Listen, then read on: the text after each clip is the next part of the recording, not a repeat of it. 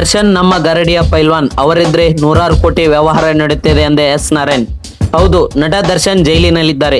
ಎಲ್ಲವೂ ಸರಿಯಾಗಿ ಆದಷ್ಟು ಬೇಗ ದರ್ಶನ್ ಹೊರಗಡೆ ಬರಬೇಕೆನ್ನುವುದು ಅವರ ಅಪಾರ ಅಭಿಮಾನಿಗಳ ಆಶಯ. ದರ್ಶನ್ ನೇರ ನಡವಳಿಕೆ ವ್ಯಕ್ತಿತ್ವದಿಂದಲೇ ಅಭಿಮಾನಿಗಳಿಗೆ ಇಷ್ಟವಾದವರು. ತಾನು ಬೆಳೆಯುವುದರ ಜೊತೆಗೆ ಇತರರನ್ನು ಬೆಳೆಸುವ ಆಕಾಂಕ್ಷೆಯನ್ನು ಹೊಂದಿರುವ ನಟ ಇಂದು ಕೊಲೆ ಪ್ರಕರಣದಲ್ಲಿ ಜೈಲಿನಲ್ಲಿದ್ದಾರೆ. ಇನ್ನು ಯಾರೆಲ್ಲ ನಮ್ಮ ಚಾನಲ್ನ ಸಬ್ಸ್ಕ್ರೈಬ್ ಆಗಿಲ್ಲ ಬೇಗನೆ ಸಬ್ಸ್ಕ್ರೈಬ್ ಮಾಡಿ, ಹಾಗೆ ಪಕ್ಕದಲ್ಲಿರೋ ಬೆಲ್ ಐಕನ್ ಕ್ಲಿಕ್ ಮಾಡಿ. ಬನ್ನಿ ವಿಡಿಯೋನ ಶುರು ಮಾಡೋಣ. ದರ್ಶನ್ ಅವರು ಜೈಲಿನಿಂದ ಹೊರಗಡೆ ಬರಬೇಕೆಂದು ಅನೇಕರು ಅಭಿಪ್ರಾಯಪಟ್ಟಿದ್ದಾರೆ.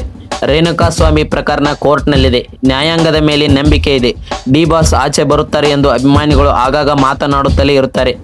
ಇದರ ಜೊತೆ ಕಲಾವಿದರು, ನಿರ್ದೇಶಕರು ಕೂಡ ದರ್ಶನ್ ಅವರ ಆಚೆ ಬರುತ್ತಾರೆ ಎನ್ನುವ ಬಗ್ಗೆ ಇತ್ತೀಚೆಗೆ ಮಾತನಾಡಿದ್ದಾರೆ. ಕ್ರೇಜಿ ಸ್ಟಾರ್ ರವಿಚಂದ್ರನ್ ಅವರು ಕಾರ್ಯಕ್ರಮವೊಂದರಲ್ಲಿ ದರ್ಶನ್ 2 ತಿಂಗಳಲ್ಲಿ ಆಚೆ ಬರುತ್ತಾರೆ ಎಂದಿದ್ದಾರೆ.